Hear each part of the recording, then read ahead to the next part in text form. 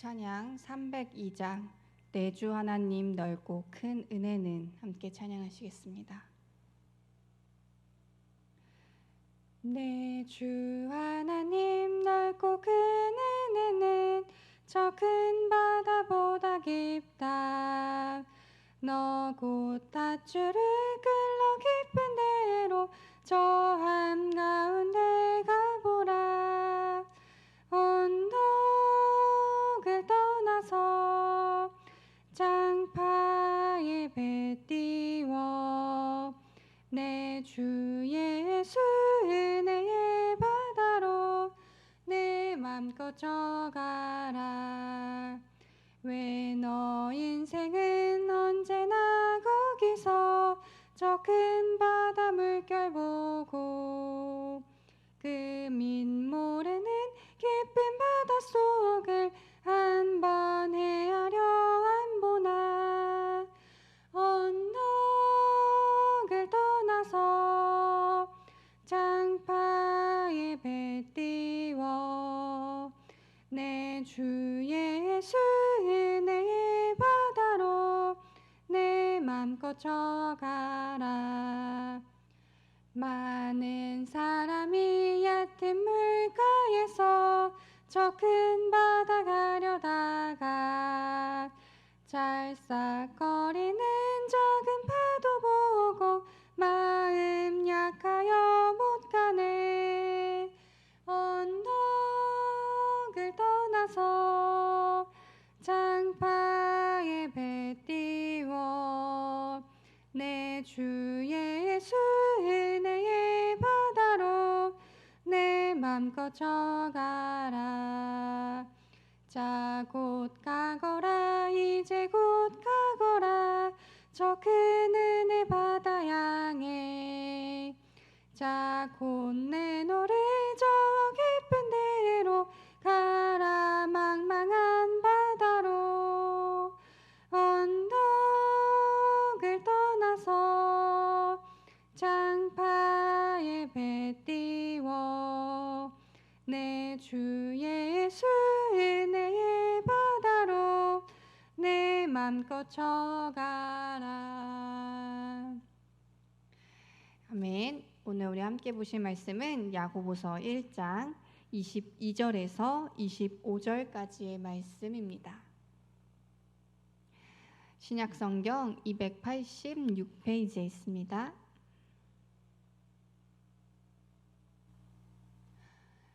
야고보서 1장 22절에서 25절 말씀 제가 봉독합니다. 너희는 말씀을 행하는 자가 되고 듣기만 하여 자신을 속이는 자가 되지 말라. 누구든지 말씀을 듣고 행하지 아니하면 그는 거울로 자기의 생긴 얼굴을 보는 사람과 같아서 제 자신을 보고 가서 그 모습이 어떠했는지를 곧 잊어버리거니와 자유롭게 하는 온전한 율법을 들여다보고 있는 자는 듣고 잊어버리는 자가 아니요 실천하는 자니 이 사람은 그 행하는 일에 복을 받으리라. 아멘. 할렐루야. 오늘도 이 하루의 시작을 말씀과 기도로 하시는 우리 대림제교회 성도 여러분을 축복합니다. 오늘부터 한 주간 동안은 야고보서의 말씀을 봅니다. 야고보서는 예수님의 형제인 야고보가 쓴 서신입니다.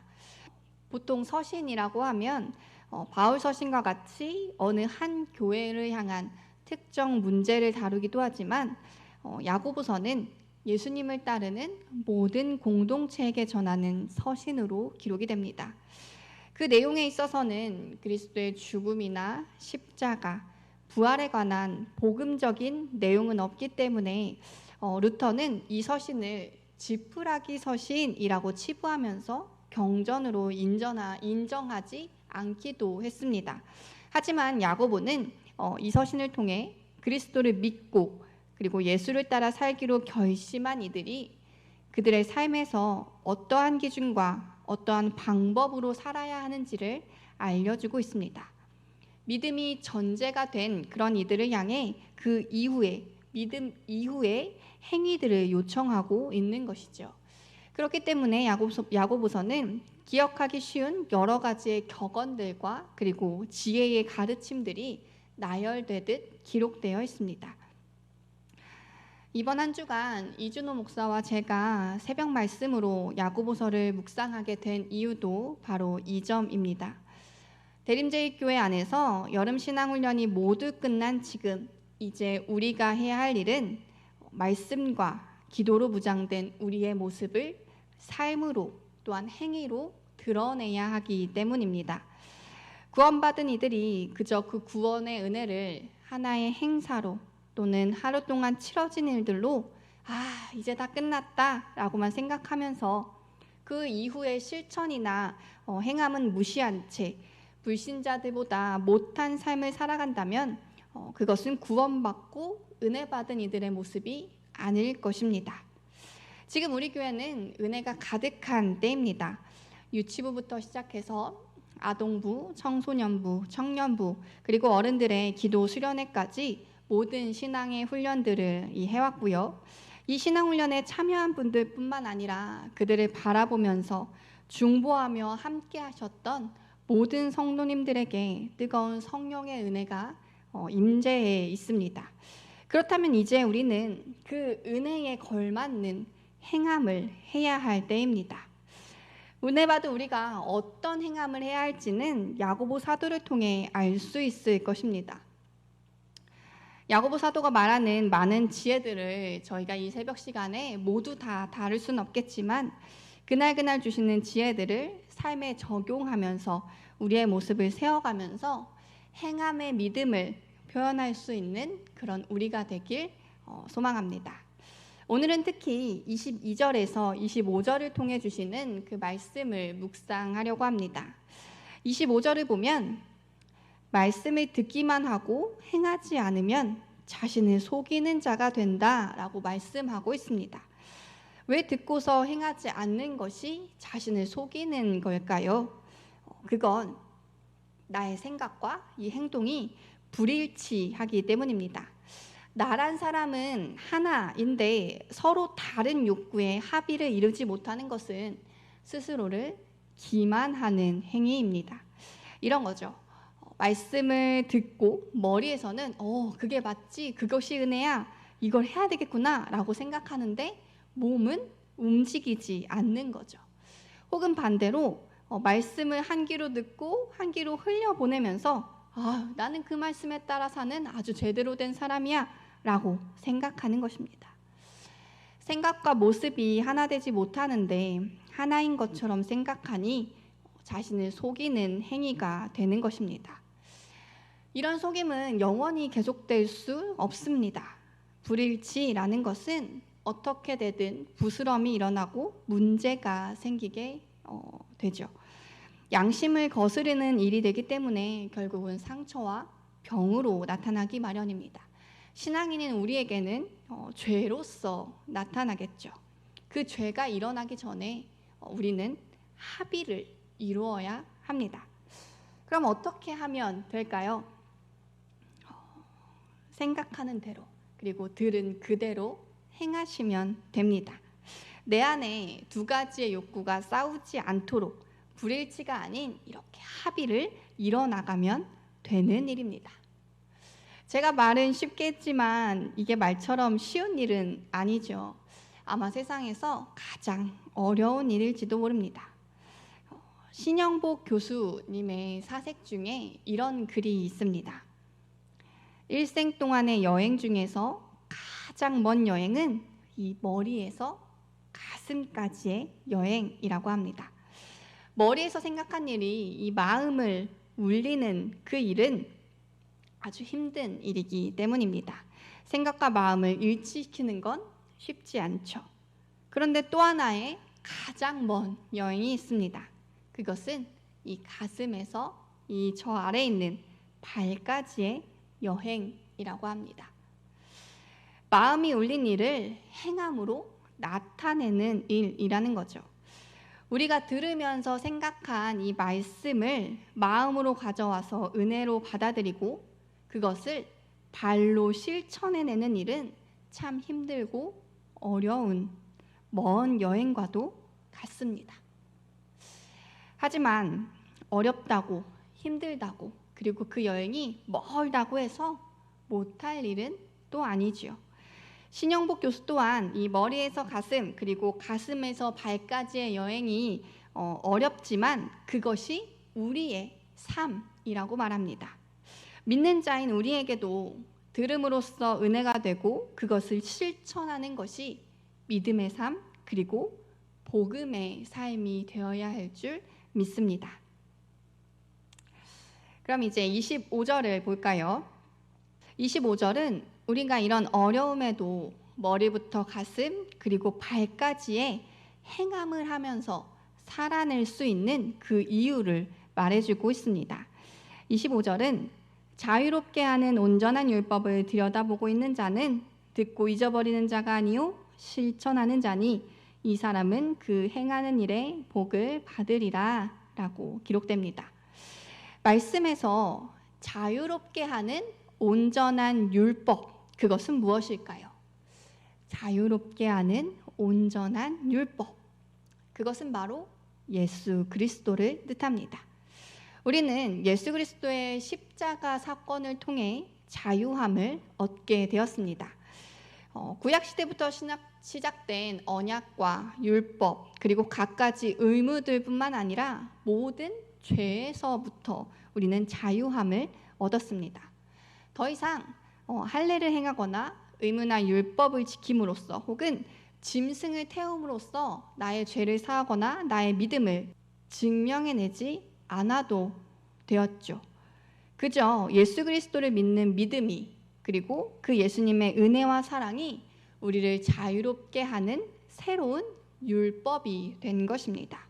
그리고 그런 예수님을 들여다보는 자, 그 자가 바로 실천하는 자라고 말합니다. 여기서 들여다본다라는 것은 베드로와 요한이 무덤에 있던 예수님을 바라봤을 때 사용된 말과 동일합니다. 그 제자들이 예수님이 계신 것을 얼마나 주의 깊게 봤겠습니까? 진짜 이 무덤에 계신 것이 예수님이 맞는지 보고 또 보고 확인하고 또 확인했겠죠. 아마 세세하게 살피고 막 눈도 비비면서 이게 맞는가 재확인을 했을 것입니다. 이렇게 들여다본다라는 것은 그저 스치듯 쓱 보고 마는 것이 아니라 아주 주의 깊게 마음을 다해 들여다보는 것을 뜻합니다. 25절 말씀으로 적용하면 즉 자유롭게 하는 온전한 율법, 즉 예수님을 향해 예수님이 하시는 말씀을 이렇게 마음을 다해 보고 또 보고 확인하며 눈을 비비면서 세세하게 살펴본다라는 것이죠. 그리고 그렇게 보는 사람은 말씀이 하는 바를 그저 듣고 잊어버릴 수 없게 되는 것입니다. 이렇게 진심을 다해서 마음을 다해서 보는데 어떻게 그저 그것을 잊어버릴 수만 있겠습니까? 그리고 그런 마음을 다해 바라봤는데 어떻게 아무런 변화 없이 그저 보는 것만으로 끝날 수 있겠습니까? 그렇게 마음을 다해 바라보기 때문에 그 말씀을 통해 자신의 부족함을 바라보며 또한 변화되어야 하는 그 지점을 깨닫게 되는 것이죠. 결국은 예수님의 모습을 닮아가야 하기 때문에 실천하는 자가 되는 것입니다. 시작은 내가 말씀을 들여다보는 모습일지 몰라도 결국은 말씀이 나를 읽어가며 우리를 움직이게 할 것입니다. 그리고 그렇게 듣고 행함으로 실천하는 사람을 하나님은 복 주신다라고 말씀하시는 것입니다. 오늘 야고보 사도가 말씀하는 지혜는 다른 것이 아닙니다. 그저 들은 대로 행하십시오 라는 것이죠. 우리가 이 여름의 때 열심히 신앙 훈련을 행하면서 들은 말씀, 그것이 무엇이었습니까? 생각나시나요? 혹시 생각이 안 나신다면 그건 그냥 거울로 자기 얼굴을 이렇게 비춰보았다가 일어난 후 자기가 어떻게 생겼는지 알지 못하는 사람과 같습니다. 아무런 효과도 발생시키지 못하고 그냥 순간적인 깨달음으로 끝나버렸다는 것입니다. 그러나 우리는 그러지 않기 위해 다시 그 말씀을 찾아보고 또한 들여다보기를 원합니다. 그리고 그렇게 들여다봄으로 해서 우리가 움직여야 하는, 행해야 하는 일이 무엇인지 고민하며 또한 기도해 보시기 원합니다. 이제 이야기 하나로 말씀을 마칠까 합니다. 이솝우화에 보면 게으른 세 아들에게 유언을 남긴 아버지의 이야기가 나옵니다. 아버지는 아들들에게 포도밭을 물려주면서 그 밭에 소중한 것을 숨겨놓았다라고 말했습니다.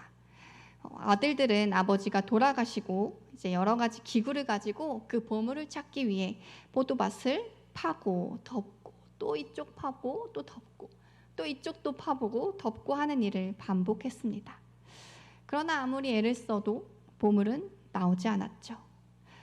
그러다 시간이 흐르고 포도를 추수할 때가 되었을 때 골고루 땅이 섞여서 다져진 그 기름진 포도밭에서 엄청난 양의 포도가 맺히게 되었을 때 그제서야 세 아들은 아버지의 말씀을 깨닫게 되었습니다. 소중한 것은 아버지의 말씀에 따라 열심히 움직이며 순종했던 자신들의 행함을 통해 드러났다라는 것을 말입니다. 하나님은 말씀에 순종하며 들은 대로 행하는 그 모습이 바로 복이 될 것이다 라고 말씀하십니다. 머리부터의 가슴, 그리고 가슴으로부터 발까지의 그 먼 여행이 쉽지는 않겠지만 그 어려움을 이겨내고 예수 그리스도를 믿는 믿음으로 온전히 그 말씀을 들여다보면 보는 그대로 행동으로 옮길 수 있는 우리가 될 수 있으리라 믿습니다. 그 행함이 대림주의교회의 모든 성도님들에게 기쁨과 확신을 얻게 되는 그런 귀한 일로 드러나길 기도합니다. 기도하시겠습니다. 하나님, 우리에게 많은 말씀을 주셨습니다. 그 말씀으로 우린 자유함을 얻었고 또한 사랑을 받았고 은혜를 받았습니다. 그러나 그 말씀이 그저 우리의 머릿속에서만 머물 때가 많습니다. 그런 우리의 부족함을 용서하시고 또한 우리를 도우셔서 그 말씀이 머리와 가슴을 지나 발로 움직이며 살아날 수 있는 그런 삶이 되게 인도하옵소서. 말씀을 삶으로 드러내는 주의 성도가 되길 소원합니다. 들은 말씀 다시 한번 기억하게 하시고 또 순종함으로 행할 때 우리에게 복이 될 줄 믿습니다. 오늘도 불같이 우리를 지키시는 성령님과 함께하는 그런 감사한 하루가 되길 간절히 바라며 예수 그리스도의 이름으로 기도드렸습니다. 아멘. 오늘 이 시간 나뿐만이 아니라 우리 함께 은혜 받은 대림제일교회 모든 성도님들 또한 모든 교회학교 아이들 모두가 들은 말씀 그대로 삶에서 행함을 나타낼 수 있는 그런 귀한 주님의 성도들이 될 수 있게 해달라고 함께 기도하시겠습니다.